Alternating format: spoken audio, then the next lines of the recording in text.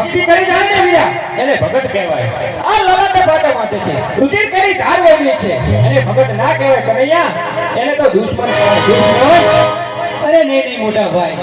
ભગત તો હંમેશા ભૂલ કરે છે પણ એને માફ કરવાનો આપણો અધિકાર છે માટે મેં જેને માફ કર્યો છે એને તમે પણ માફ કરી દો અરે નહીં કનૈયા એને તમારા લવાટ છોડે છે એને હું ભગત કહું છું એ તો મારો દુશ્મન કહેવાય માટે દુશ્મને તું વાત તારા મોટા ભાઈ બલરામના હવાલે કરી દે કનૈયા નહીં મોટા ભાઈ